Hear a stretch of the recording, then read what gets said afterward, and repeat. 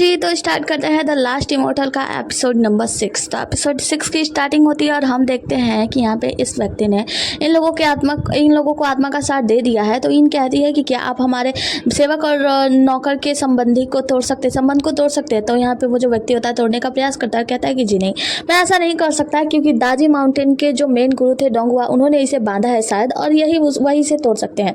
तो यहाँ पे जो हमारा हीरो गुजिंग होता है वो बताता है कि हाँ, उन्हीं के द्वारा ये संबंध जोड़ा गया है, लेकिन क्या इसे तोड़ने का कोई दूसरा रास्ता नहीं है। वो कहते हैं कि नहीं, ये दोनों आप लोगों की सुरक्षा के लिए ही बांधा गया है। वो लोग कहते हैं कि हाँ, हमें पता है हमारी सुरक्षा के लिए बांधा गया है, लेकिन अब हमें सुरक्षा की कोई आवश्यकता नहीं है। वो कहते हैं कि नहीं, आपके गुरु ने इसे बांधा है, तो उनके अलावा ये शायद कोई और तोड़ नहीं सकता, लेकिन आप और भी प्रयास करना चाहें तो कर सकते हैं। जिसके बाद से जो यीन होती है वो कुछ पूछने का प्रयास करती है, तो गुजिंग रोक देता है, कहता है कि रहने दो, अगर ये हमें बताना नहीं चाहते तो हमें इसके जानने की आवश्यकता नहीं है और हम इसका पूरा सम्मान करते हैं। जब तक गुरुजी नहीं चाहेंगे शायद हम अपना काम पूरा कर लेंगे तो ये अपने आप से टूट जाएगा। और फिर वहाँ से वो लोग जाने को कहते हैं। जब ये लोग वहाँ से निकल जाते हैं तो वो आदमी जो होता है वो कहता है कि तुम्हारे गुरु ने तुम दोनों को बांधा है, ऐसा लगता है कि ये जर्नी तुम्हारे लिए काफ़ी सुखद होगी, या कैसा होगा पता नहीं। सीन कट होता है और हमें दिखाया जाता है कि जो हमारा गुजिंग होता है वो बहुत ही ज़्यादा घायल होता है और वो अपने घायल अवस्था को ठीक करने का अपनी शक्तियों से प्रयास कर रहा होता है। वहीं पे इन आती है और कहती है कि जब तुम इतने ज़्यादा घायल हो तो तुम्हें बताना चाहिए ना, मैं तुम्हें ठीक कर देती अपने शक्तियों से। वो कहता है बिल्कुल नहीं, तुम्हें पता है ना कि तुम जितना ही अपना शक्तियों का प्रयोग करोगी तुम्हारी उम्र और भी ज़्यादा छोटी होती जाएगी, घटती जाएगी। वो कहती है कि हाँ, मैं जानती हूँ, लेकिन मुझे ध्यान रखना चाहिए था ताकि तुम्हें चोट नहीं लगे, लेकिन तुम्हें चोट लग गई है, इसका मतलब ये है ये मेरी गलती है, लाओ मैं तुम्हें ठीक करती हूँ। वो उसे रोक देता है, कहता है कि मुंह बंद करो और जाओ यहाँ से। वो कहते हैं कि नहीं, वैसे तुमने कपड़े क्यों नहीं पहने हैं। वो कहता है कि अरे मैं ठीक करने का प्रयास करता हूँ, पहले मुंह दूसरी तरफ करो, और उसका मुंह दूसरी तरफ करके तुरंत कपड़े पहनने लगता है। कहता है कि तुम छोटी लड़की, तुम बहुत ही ज़्यादा शर्मनाक हो गई हो, मतलब तुम ऐसी अभद्र बातें कैसे कर सकती हो। वो कहता है कि हाँ, तुम वैसे कपड़ों में बहुत ही ज़्यादा आकर्षित लग रहे थे बिना कपड़ों के, इसीलिए मैंने ऐसा कह दिया।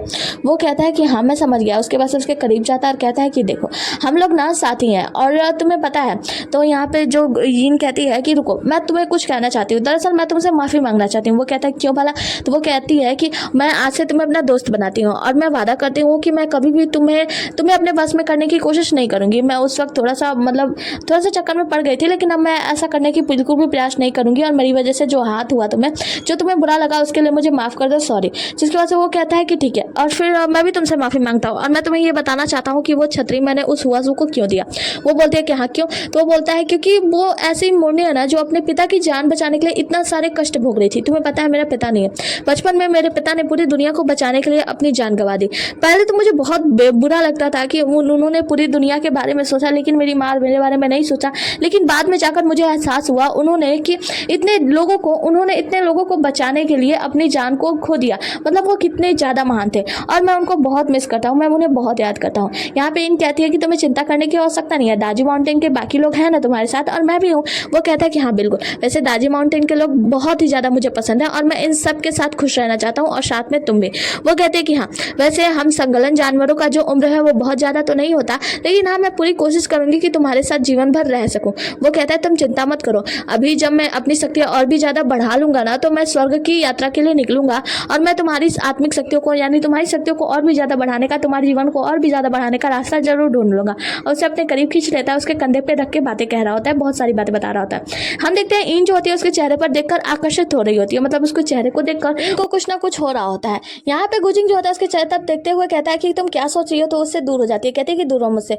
वो कहता है क्या हुआ था। वो कहती है तुमने कपड़े सही से नहीं पहने, और वहाँ से चली जाती है। हम देखते हैं कि जो गुजिंग होता है ना वो तुरंत अपने कपड़े सही करता है। दूसरी तरफ हम इनको देखते हैं, हमारी इन होती है ना वो एक जगह पे साइड में बैठी होती है और वहाँ पे बैठे बैठे कुछ सोच रही होती है। जिसके बाद से वो अपनी वो डायरी निकालती है और उसमें लिखती है कि उसको अपने प्यारे पुरुष में, मतलब उस व्यक्ति में जो जिससे वो प्यार कर सके, उसमें क्या क्या चाहिए, मतलब कुछ क्वालिटीज लिख रही होती है। लिखने के बाद वो बहुत ही ज़्यादा शांत हो जाती है, मतलब वो हो जाती है कि चलो हाँ, कुछ तो क्वालिटी मिली। उसके बाद से उसे रख के आराम से कुछ सोच रही होती है। तभी हम देखते हैं कि यहाँ पे गुजिन उसके पीछे से आता है और कहता है कि इन, तुमने अपनी वो डायरी निकाली, उसमें कुछ लिख रही हो, क्या तुम्हें कोई ऐसा मनुष्य मिला, ऐसा व्यक्ति मिला जिससे तुम प्यार कर सको। वो कहते हैं कि हाँ क्यों नहीं, इस लोक में इतने सारे मनुष्य हैं, बहुत सारे लोग हैं, और इतने सारे लोगों के क्वालिटी के बारे में मैंने लिखा कि देखो मेरा हाथ दर्द करने लगा। वो कहता है कि अच्छा चलो मैं तुम्हें एक जगह पे ले चलता हूँ, मैंने एक खूबसूरत जगह की खोज की है, वो जगह बहुत ही ज़्यादा खूबसूरत है। वो कहती है सच में, और फिर उसके साथ में चली जाती है। यहाँ पे हम देखते हैं कि गुजिन और इन दोनों एक जगह पे बैठे होते हैं और सामने का नज़ारा बहुत ही ज़्यादा खूबसूरत लग रहा होता है। गुजिन कहता है कि देखो इन, ये नज़ारा कितना ज़्यादा खूबसूरत है ना, तुम्हें पता है, तुम्हारे लिए एक और सरप्राइज है, मैं कल तुम्हें मार्केट ले जाऊँगा और वहाँ से बहुत सारी चीज़ें खरीदनी है। वो कहते हैं कि क्या सच में हम लोग पहाड़ से नीचे जाएंगे। वो कहता है कि हाँ, और तुम्हें पता है कि वहाँ की राजकुमारी चनमिन है और उसके उसके लिए कुछ तोहफा लेना। पता है मार्केट में एक ऐसी जगह है जहाँ पे सट्टेबाजी होती है और वहाँ पे सट्टा पे लगाने पे ना कुछ ऐसी चीज़ है जो बहुत ही ज़्यादा कीमती है, वो चीज़ मिल जाएगी ना तो चेंगमिंग राजकुमारी खुश हो जाएगी। वो कहती है कि ठीक है मैं समझ गई, मतलब राजकुमारी चेंगमिंग के लिए हम लोग जो तोहफा लेकर जाने वाले हैं वो सट्टे से जीतना है। हमारी हीरोइन जो होती है वो कहती है कि ठीक है, तो वो कहता है कि वाह तुम बहुत ज़्यादा स्मार्ट हो, समझ गई। फिर अचानक से कुछ तारे टूटकर जमीन पर गिर रहे होते हैं।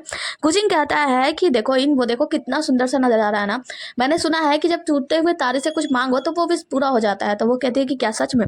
तो वो कहते हैं ठीक है मैं विश मांगना चाहती हूँ, और विश मांगने लगती है। कहती है कि मैं विश मांगती हूँ कि दुनिया में जितने भी लोग हैं सब लोग हमेशा सुख समृद्धि से रहें, यहाँ तक कि हमारे भाई लोग, मतलब जो हमारे साथ में शिष्य काम करते हैं, पढ़ाई लिखाई करते हैं आपके पर्वत पे, वो सभी लोग हमेशा खुश रहे, मतलब सबके लिए खुशियाँ मांग रही होती है। तो उस फिर आँख खोल के देखती है तो वो कहती है कि क्या तारे टूटना बंद हो गया? अभी तो मुझे बहुत सारी चीज़ें मांगनी थी। वो कहता है कि नहीं नहीं अभी तुम मांग सकती हो। उसके बाद से वो विश पे विश मांगने जाती है, मांगती रहती है, मतलब बहुत सारे लोगों के लिए विश मांगती है, खुद के लिए अभी कुछ नहीं मांगती। आगे की सीन में हम देखते हैं कि गुजिंग वहाँ पे बैठा उसके विश सुन रहा होता है। हम देखते हैं कि जो हमारी इन होती है वो सो गई होती है और गुजिंग उसे बड़े ध्यान से देख रहा होता है। वो सपने में बड़बड़ा रही होती है कि मैं विश मांगती हूँ कि जो गुजिंग है वो कभी भी सैड ना हो, हमेशा खुश रहे, क्योंकि वो मुझे बहुत ही ज़्यादा उदास लगता है, और जल्दी हमारी जो नौकर और मालिक की जो संबंध है वो भी टूट जाए और मैं सब कुछ हासिल कर सकूँ, मेरी छोटी बहन आसानी से पैदा हो जाए, मतलब वापस से जल्दी से आ जाए वगैरह वगैरह। बहुत सारी विशेष मांग रही होती है नींद में भी। गुजिंग क्या करता है उसे अपना एक शॉल उड़ा देता है और वहाँ पे उसके पास में बैठा होता है। सीन कट होता है और हमें दिखाया जाता है कि हमारी ईन को और गुजिंग को धक्के मार के जुए घर से बाहर निकाल दिया जाता है। और यहाँ पे जो जुए घर वाला आदमी होता है वो उसकी छोटी सी तलवार उसके पास फेंक देता है। कहता है इस छोटी सी तलवार को लेकर तुम आए हो जुए घर में जुआ खेलने के लिए?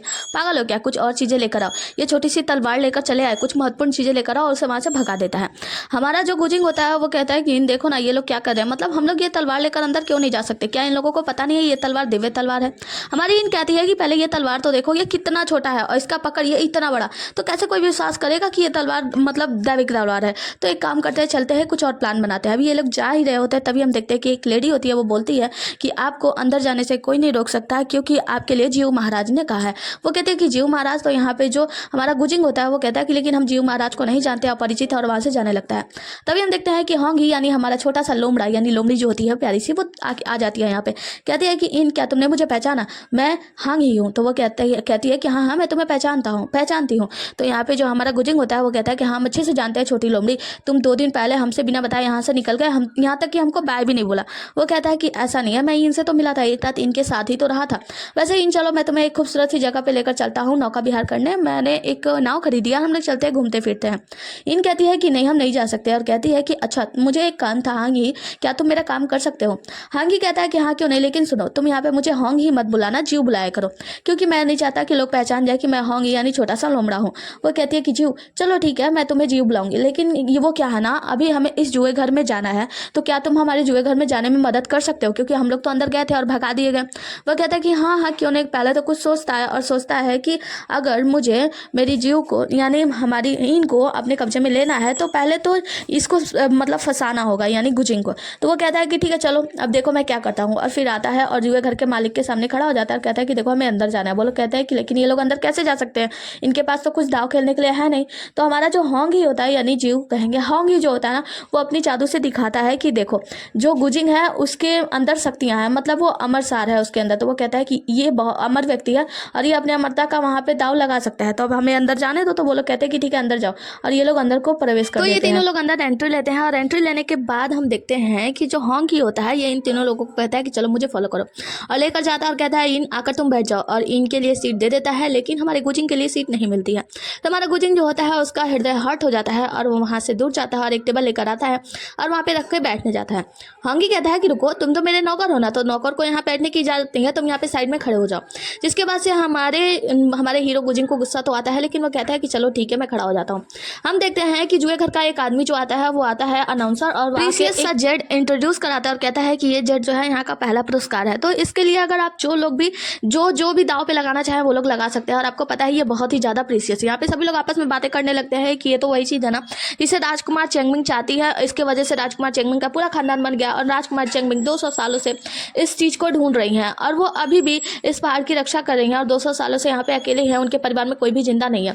यहाँ पे हम देखते हैं हमारा गुजिंग पहले ही हाथ उठा देता है और कहता है कि ठीक है मैं इस पे दाव में लगाना चाहता हूँ और मैं दाव खेलना चाहता हूँ इसके लिए, और वहाँ पे कूद के आगे आ जाता है। जैसे वो आके वहाँ पे खड़ा होता है सभी लोग बातें करने लगते हैं कि ये तो बस एक नौकर है, तो ये दाव कैसे खेल सकता है। वो कहता है कि मैं अपने मालिक की तरफ से खेल रहा हूँ। तब पीछे देखते देखते हैं तो होंगी आता है और कहता है कि हाँ ये सच कह रहा है, मैं ये मेरी तरफ से खेल रहा है और मैंने ही इसे यहाँ पे भेजा है। जिसके बाद से हम देखते हैं कि यहाँ पे एक लेडी जो होती है ऊपर से आती है और इसे शायद 3 मुख वाला बाघ ऐसे करके सब लोग पुकार रहे होते हैं। ये जो लेडी होती है यहाँ की शायद मालकिन वगैरह होती है और ये ज़्यादातर खेलती नहीं है। तो यहाँ पे जो होंगी होता है वो बताता है हमारी हीरोइन यानी इन से कि दरअसल ये जो मालकिन है ना ये बस यहाँ पे किसी यंग मैन को देखती है तभी आती है गेम खेलने के लिए, और तुम्हें पता है आज तक इससे कोई भी नहीं हारा है। ये जो लेडी होती है वो आती है और कहती है गुजिंग क्या तुम गेम खेलने के लिए तैयार हो जी, क्योंकि मुझे ऐसा लगता है कि शायद तुम डर रहे हो और तुम यंग मैन हो, तो चलो ठीक है हम लोग एक काम करते हैं कि गेम में कुछ ज़्यादा नहीं होगा, हम लोग ना बस कुछ पासे फेंकेंगे और उस पासे में जीतना और हारना होगा। तो गुजिंग थोड़ा सा रिलैक्स होता है कि कहता है कि चलो ठीक है मैं इसके लिए तैयार हूँ, और पासे फेंकना ये तो मेरे बाएं हाथ का खेल है। जिसके बाद ये दोनों लोग यहाँ पे बैठ जाते हैं। 3 मुख वाली जो बाघिन होती है वो उठती है और अपने पासे खूब स्टाइल से फेंकती है। हम देखते हैं कि जो यहाँ पे हमारा लोमड़ी राजा होता है मतलब होंगी वो दूर खड़ा देख रहा होता है और गुजिंग भी अपना पासे चलता है। पासे चलने के बाद गुजिंग क्या आते हैं 6 अंक, वो कहता है मतलब तीनों पासे के 6 अंक आते हैं। वो बहुत ज़्यादा खुश हो जाता है कि चलो 6 अंक आया है, एटलीस्ट मैं जीत गया, इससे ज़्यादा तो कोई नंबर होता ही नहीं होगा। जिसके बाद से हम देखते हैं कि बारी आती है 3 मुख वाले बाघिन की। जैसे ही वो अपने पासे दिखाती है उसमें 8 अंक होता है। तो यहाँ पे हमारा जो गुजिंग होता है वो तो गिर ही जाता है, बैठ जाता है, कहता है कि क्या इसमें 8 अंक भी है, ये पासे 8 अंक का है। वो तो सर पीट लेता है, कहता है मैं तो हार गया, अब मैं क्या करूं। यहाँ पे जो 3 मुख वाली बाघिन होती है वो अपने लोगों को आदेश देती है, कहती है कि अभी से पकड़ के ले जाओ क्योंकि ये हार चुका है। जिसके बाद से जब उसे पकड़ के ले जाया जाता है तो जो हमारा हीरो होता है गुजिंग वो तुरंत वहाँ पे खड़ा हो जाता है और कहता है कि नहीं मैं हार नहीं मान सकता, दरअसल मैं अब अपने मालिक को यहाँ पे बुलवाना चाहता हूँ कि तो वो इसका मालिक जो होता है मतलब जो होंगी होता है वो रोक रहा होता है इनको कि इन तुम मत जाओ। इन कहती है कि नहीं बिल्कुल नहीं, मुझे उसे जाकर बचाना होगा। वो कहता है कि नहीं तुम तो उससे नफरत करती हो ना। वो कहती है कि नफरत गई भाड़ में, जो गुजिंग है ना वो मेरा साथी है, दाजी माउंटेन में वो मेरा बड़ा भाई है, मतलब हम लोग स्टूडेंट साथ में हैं, तो मैं उसे अकेला ऐसे छोड़ सकती हूँ। यहाँ पे होंगी अभी कुछ सोच ही रहा होता है, तभी हम देखते हैं कि गुजिंग खड़ा होता है और कहता है कि देखो 3 मुख वाली बाघिन जो ये होंगी है ना ये आपको पसंद करता है, दरअसल ये लोमड़ी राजा है, ये आपको बहुत ज़्यादा पसंद करता है और एक बार बचपन में इसने आपको देखा था, तब से लेकर आज तक ये बस आपके बारे में ही सोचता रहता है। हमारी जो इन होती है वो समझाती है कि प्लीज़ होंगी हमारे लिए ये मतलब तोहफा है जो है ना बहुत ही ज़्यादा प्रीशियस है, प्लीज़ हमारी बात मान जाओ और उसके साथ चले जाओ। वो आके पूछती है 3 मुख वाली बाघिन की होंगी क्या ये सच है। तो होंगी कहता है कि हाँ ये बिल्कुल सच कह रहा है, मतलब बात मान लेता है यहाँ पे इन की। जिसके बाद से हम देखते हैं कि जो लोमड़ी राजा होता है यानी होंगी होता है वो 3 मुख वाले बाघिन के कमरे में चला जाता है, मतलब ये लोग उनके कमरे में जाते हैं शराब वराब पीने के लिए। और यहाँ पे गुजिंग किसी वाला जो गुजिंग होता है वो प्रीशियस तोहफा जो होता है वो कलेक्ट करता है और यहाँ से जाने लगता है। जैसे ये यहाँ से जाने लगता है वैसे वो दूसरा व्यक्ति वहाँ पे आता है और एक नया सा खजाना लेकर आता है और कहता है कि अब इस खजाने के लिए अगर किसी को यहाँ पे दाव लगाना है तो लगा लो, क्योंकि ये भी बहुत ही बड़ा और अच्छा वाला खजाना है। जिसके बाद से हम देखते हैं कि गुजिंग को सोचता है कि राजकुमारी हुआसू जो है वो यही खजाना चाहती है और वो तुरंत हाथ उठा देता है, कहता है कि मैं इसके लिए भी दाव लगाऊंगा। जिसके बाद हम देखते हैं कि जो गुजिंग होता है वो यहाँ पे बैठ के दाव खेलता है एक दूसरे व्यक्ति के साथ और भाग्य से वो इस दाव को जीत भी जाता है। जिसके बाद से हमारा गुजिंग जो होता है वो बहुत ही ज़्यादा खुश होता है और इस तोहफे को पाकर कि चलो अब हम राजकुमारी हुआसू को ये तोहफा दे देंगे। जिसके बाद से वो जैसे ही वो तोहफा समेट रहा होता है हम देखते हैं कि यहाँ पे ईगल कबीले की राजकुमारी यानसुआन आती है। यानसुआन जैसे ही आती है उस तोहफे को छीनने लगती है, क्योंकि वो तोहफा जो होता है वो जो कीमती जो खजाना है ना उसे भी चाहिए होता है। तो यहाँ पे हमारा गुजिंग जो होता है वो बचाने की कोशिश कर रहा होता है और वहाँ से भाग रहा होता है इधर उधर कि कैसे करके वो बचा जा सके। और जो यानसुआन होती है वो गुजिंग के ऊपर हमला कर रही होती है, उसे पकड़ के बांध लेती है अपना जो भी फंदा वंदा होता है उससे, और गुजिंग बस बहुत ज़्यादा चिल्ला रहा होता है। दूसरे सीन में हम देखते हैं होंगी जो होता है वो उस कमरे से बाहर निकलता है, मतलब 3 मुख वाली बाघिन के कमरे से, और वो थोड़ा हारा थका लग रहा होता है। यहाँ पे गुजिंग जो होता है उस खजाने को मतलब हमारी इन के पास फेंक देता है और कहता है कि इन अब भागो यहाँ से। इन जैसे ही वहाँ से भागने लगती है यानसुआन उसके पीछे पड़ जाती है कि चलो अब इनसे उस तोहफे को छीन लिया जाए, उस खजाने को। जैसे वो छीनने के लिए आगे जाते हैं उसके ऊपर हमला करने ही वाली होती है तो हम देखते हैं होंगी सामने आ जाता है, कहता है कि चलो अब करके दिखाओ, देखते हैं क्या करती हो। तो यहाँ पे यानसुआन कहती है कि अच्छा अब एक और अक्षर आ गया, देखो मैं क्या करती हूँ। जिसके बाद से यानसुआन जाती है और गुजिंग के गले पे अपना जो फंदा वंदा होता है वो बांध देती है, कहती है कि जल्दी से वो तोहफा वो जो खजाना है ना मुझे दे दो वरना मैं इसे मार डालूंगी। यहाँ पे इन जो होती है वो कहती है कि ठीक है मैं तुम्हें वो खजाना दे दूंगी। तो होंगी कहता है कि तुम चिंता मत करो, ये खजाना मुझे दे दो, देखो मैं कैसे वापस लेकर आता हूँ। और होंगी उसके पास जाता है और यानसुआन से कहता है कि ठीक है तुम्हें ये खजाना चाहिए ना, पहले तुम्हें मेरा बात मानना होगा। यानसुआन कहती है कि देखो तुम मुझे फंसाओ मत अपनी बातों में, तुम बताओ क्या करना चाहते हो। तभी हम देखते हैं कि होंगी जो होता है ना वो अपने आंखों से कुछ जादू करता है और यानसुआन उसके कब्जे में आ जाती है, पूरी तरीके से मुस्कुराने लगती है और कहती है कि हाँ बोलो ना आप क्या चाहते हो। तो यहाँ पे होंगी होता है कि बस तुम उसे छोड़ दो। जैसे होंगी बोलता है उसे छोड़ दो, यानसुआन जो होती है वो तुरंत उसे अपने कैद से रिलीज कर देती है, कहती है कि लो मैंने कर दिया। जिसके बाद से हम देखते हैं कि वो उसके उसके निगाहों में देख रहा होता है और कहता है कि चलो अब मैंने ये सामान ले लिया है, अब इस खजाने को लेकर जल्दी से हमें यहाँ से निकलना होगा। जैसे ये लोग निकलने की बात करते हैं तो जो हमारी इन होती है वो कहते हैं कि लेकिन हम यांसुआंग को यहाँ पे अकेले नहीं छोड़ सकते। हम देखते हैं सभी जितने भी भीड़ होती है वहाँ पे सभी लोग बेकाबू हो जाते हैं और कहते हैं कि यांसुआंग को मार डालो, क्योंकि उसने हमारे शांति से चल रहे जुए घर को तहस नहस कर दिया है। होंगी जो होता है जीव वो कहता है कि ठीक है मैं यहाँ पे खड़ा हूँ, देखता हूँ कौन आता है, और ये जो राजकुमारी यांसुआंग है ना उसे मैं यहाँ से लेकर जाऊंगा। जिसकी वजह से हम देखते हैं कि जो हमारी हीन होती है वो अपना पॉकेट भेजती है और यांसुआंग को अपने पॉकेट में कैद कर लेती है और ये तीनों लोग यहाँ से शांति से चले जाते हैं। सीन कट होता है और हमें दिखाया जाता है, हम देखते हैं कि एक अंधेरा जंगल जहाँ पे एक लेडी होती है और ये छाया होती है। छाया के पास जो होता है वो जियोंग होता है और यहाँ पे बहुत सारे लोग होते हैं। छाया इन सभी लोगों को देखती है और कहती है कि देखो अब तुम लोग शैतान नहीं हो बल्कि डेविल हो, तो तुम लोगों को एक काम करना है, मेरा काम जल्दी से करो और फायर फिनिक्स को ढूंढ कर लाओ। यहाँ पे जो जियोंग होता है वो फर्स्ट टाइम क्वेश्चन करता है और कहता है कि छाया मैडम मुझे आपसे ये जानना है कि आखिर आप फायर फिनिक्स जेट को चाहती क्यों है। वो कहती है कि ठीक है तुम्हें पता है जिस जेल में मैं कैद हूं ना उस जेल को तोड़ने के लिए फायर फिनिक्स जेट की आवश्यकता है। दरअसल बात यह है कि जो मेन गॉड थे ना उनका एक छोटा सा अंश है फायर फिनिक्स जेट, तो उस जेट को पाने के बाद ना मैं जल्दी से उस रास्ते पे निकल जाऊंगी जिस रास्ते पे मैं तीनों लोगों की स्वामिनी बन सकती हूँ और मुझे कोई भी नहीं रोक सकता तीनों लोगों का स्वामी बनने से। तो इसीलिए तुम्हें मेरा बस काम करना है और ये काम जल्दी जल्दी पूरा करना है। अगर जल्दी तुमने नहीं किया तो ये तुम्हारे लिए भी अच्छा नहीं होगा और बहुत समय हो गया, अभी मुझे यहाँ से जाना चाहिए। जिसके बाद हम देखते हैं जियोंग जो होता है वो सभी लोगों के साथ मिलकर वहां से चला जाता है और यहाँ पे जो छाया होती है वो कहती है कि बहुत समय हो गया पुराने दोस्त, तुमसे मिलना है तो आना ही पड़ेगा। तो आगे हम देखते हैं कि जो छाया होती है वो एक अजीब सी जगह पे जाती है, मतलब एक महल होता है और यहाँ पे एक व्यक्ति को देखते हैं, इसका नाम होता है लिनमो। लिनमो जो होता है वो एक जादू वादू करता है, उसके दीवार पे एक प्रोजेक्टर बनता है। उस प्रोजेक्टर में दिखाया जाता है कि जो लिनमो है ना वो आरुओ से प्यार कर रहा है और आरुओ कौन है तो लोमड़ी राजकुमार की जो चाची जी है वही है, उनसे बहुत प्यार करता है, शादी वादी करना चाहता है। लेकिन क्या होता है उसी समय में बीच में एक किंगलिन नाम की लड़की आती है और उसकी मौत होने वाली होती है और आखिरी समय में कहती है लिनमो से कि देखो मैं तुम्हारे साथ शादी करना चाहती हूँ और बाकी का जीवन तुम्हारे साथ बिताना चाहती हूँ। जहाँ पे लिनमो ने उससे वादा कर दिया और कहा कि ठीक है मैं तुम्हारे साथ अपना जीवन बिताऊंगा और मैं तुम्हें कुछ भी नहीं होने दूंगा, और लिनमो ने किंगलिन से शादी कर ली और आरुओ को भूल गया। लेकिन वो अब तक आरुओ को भूला नहीं है और उसके बारे में ही सोचता रहता है और उसकी तस्वीरें देख देख कर उसको याद करता रहता है, बोला जाए तो लोमड़ी राजकुमार की जो चाची जी हैं उनको। और ये सारी चीज़ें देखकर यहाँ पे छाया उसे देखती है और कहती है कि तुमने वादा किया था कि तुम मेरे होकर रहोगे लेकिन तुम आज भी उसी लेडी के बारे में ढूंढ रहे हो, तुम कितने बड़े धोखेबाज हो। मतलब देखा जाए तो मुझे ऐसा लगता है कि जो किंगलिन है ना वो यही छाया है जो अभी लौट कर आई है वापस। तो सीन कट होता है और आगे हमें रुओ को दिखाया जाता है। रुओ जो होती है एक जगह पे बैठ के आराम से चाय पी रही होती है। इसकी साथी आती है और कहती है कि आज आप बड़े दिनों बाद चाय की चुस्की ले रही है। वो कहती है कि हाँ बस कुछ याद आया तो सोचा आराम से बैठ के चाय पी लो। इसकी साथी जाती है और कहती है कि मुझे अच्छे से पता है कि आप लिनमो को अभी भी नहीं भूली हैं। जिसके बाद से वो कहती है कि नहीं ऐसी बात नहीं है। जिसके बाद से हम देखते हैं कि जो रुओ होती है वो याद करती है। रुओ याद करती है कि कैसे किंगलिन शादी करने के बाद बिल्कुल पूरी तरीके से बेहतर हो गई थी और वो जो नाटक वाटक कर रही थी बीमारी का वो सब सामने आ गया था। वो सामने आकर कहती है आरुओ से कि रुओ हम दोनों साथ में बड़े हुए हैं लेकिन आखिर तुम्हें राजकुमारी क्यों बनाया गया, तुम्हें लोमड़ी राज्य की राजकुमारी बनाया गया। तो यहाँ पे जो हमारी लोमड़ी होती है आरुओ होती है वो कहती है कि लेकिन तुमने गलत किया, तुमने राक्षसी रास्ता अपनाया जिसकी वजह से तुम्हारी दैविक शक्तियां टूट गई और तुमने नाटक किया कि तुम बीमार हो और तुमने बीमारी का नाटक करके लिनमो से शादी कर लिया। वो कहती है कि हाँ क्यों नहीं, आखिर उसने मुझे क्यों नहीं चुना, तुम्हें क्यों चुना। वो दिन रात सिर्फ तुम्हें याद करता है, तुम्हें याद करता है, हर वक्त तुम्हें याद करता है और मुझे तो वो कुछ चाहता भी नहीं है, मुझे तो वो जानता भी नहीं है, जबकि मैं उससे इतना ज़्यादा प्यार करती हूँ, तुमसे बेहतर हो, इतनी ज़्यादा शक्तियाँ हैं मेरे पास वगैरह वगैरह बहुत सारी, मतलब वो हाँकती है। किंगलिन कहती है कि तुम्हें पता है इस वक्त तुम मुझसे खड़ी होकर यहाँ पे बहस कर रही हो और वहाँ पे मेरे लोगों ने तुम्हारे भाई भाभी को मार दिया है और मैं इसमें बहुत सारे लोगों ने मेरा साथ भी दिया है और तुम चिंता मत करो, अब जल्दी मैं रानी बन जाऊंगी, पूरे दुनिया वर्ल्ड में राज्य करूंगी और तुम कुछ नहीं कर पाओगी। आरुओ जो होती है यानी लोमड़ी रानी जो चाची जी होती हैं वो बहुत ही ज़्यादा सैड हो जाती है। तभी हम देखते हैं कि आकाश से आकाशवाणी होती है और किंगलिन को कहा जाता है कि किंगलिन तुमने अपने शक्तियों का गलत उपयोग किया है जिसके कारण तुम्हें सजा दी जा रही है और तुम्हें जीते जी नर्क में भेजा जा रहा है और तुम नर्क में वहाँ पे बहुत सारी यातनाएं सहोगी और तुम्हें कभी वहाँ से बाहर नहीं आ सकती। जिसके बाद से हम देखते हैं कि कुछ दैविक शक्तियाँ आती हैं, मतलब कुछ उजाला आता है और किंगलिन को वहाँ से खींच कर ले जाया जाता है।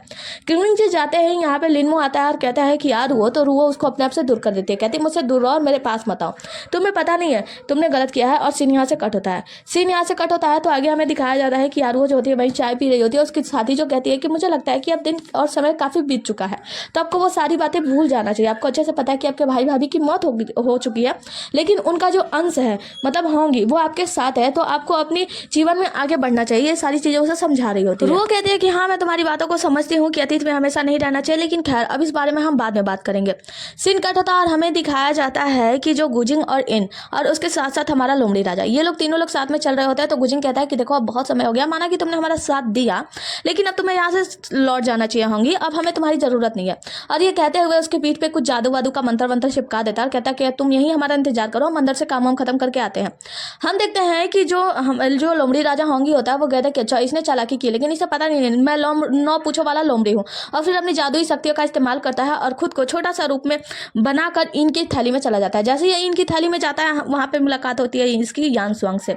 यान स्वांग उसे देखते ही झपट्टा मारती है और उसे मारने को दौड़ती है। तभी बाहर आवाज आती है तो इनके कोई कुछ महसूस होता है, तो यहाँ पे हम देखते हैं कि जो हमारा होंगी होता है वो यान स्वांग का मुंह बंद कर देता है, कहता है कि चुप करो वरना हम लोग पकड़े जाएंगे। और फिर अपना जादू का इस्तेमाल करने लगता है यांग स्वांग पे। तो यांग स्वांग क्या करती है, अपना दोनों उंगली करके उसका आंख ही फोड़ देती है। यहाँ पे जो होता है होंगी वो कहता है कि तुम्हारी हिम्मत कैसे हुई मुझे मारने की, और उसका मुंह भी बंद कर देता है। यांग स्वांग कहती है कि तुम्हारी हिम्मत कैसे हुई मेरे ऊपर दोबारा से अपनी शक्तियों का इस्तेमाल करने की। तो लोमड़ी और ईगल की दोनों की लड़ाई चल रही होती है। बाहर जो होता है गुजिंग वजिन से कहता है कि महसूस करने की कोशिश करो, क्या तुम्हें वुटंग ट्री महसूस हो रहा है, मतलब यहाँ आसपास में वुटंग ट्री होना ही चाहिए। इन जो होती है वो महसूस करती है और डायरेक्ट वुटंग ट्री के पास पहुंच जाती है। जो गुजिंग होता है वो कहता है ये शक्ति तो बहुत ही ज्यादा अद्भुत है, और उसके करीब जाता है। जैसे ये लोग पास जाते हैं गुजिंग अपने पॉकेट से वो फायर फिनिक्स का एक जो जेड होता है वो निकालता है और वुटंग ट्री की तरफ छोड़ देता है। वुटंग ट्री की तरफ वो जेड जा ही रहा होता है, तभी हम देखते हैं कि वहां पे कहीं से एक छोटी सी आवाज आती है कि कौन है जिसने आक्रमण करने का प्रयास किया है। इसी के साथ ये सीन कट होता है और यहीं पे ये एपिसोड भी समाप्त होता है। मिलते हैं अगले एपिसोड में, तब तक के लिए लगे रहिए हमारे साथ। Tata bye bye, take care. और हाँ, इतने दिनों से मैंने वीडियो नहीं बनाया, अगर किसी को कोई कुछ सवाल करना है तो सवाल कमेंट में कर दो, मैं बता दूंगी, क्योंकि मेरे पास इतना सही बताऊँ तो वीडियो में ज़्यादा मतलब कुछ बताने लगूंगी ना तो मतलब वो क्या होगा, हाँ वीडियो बड़ा हो जाएगा, और मैं नहीं चाहती कि मेरा वीडियो इतना ज़्यादा बड़ा हो। Okay, tata bye bye, take care, अपना ख्याल रखना। मैं थोड़ी बीमार थी, बहुत सारा काम वाम भी था, तुम लोग कमेंट करो, मैं कमेंट में बता दूंगी। Okay bye.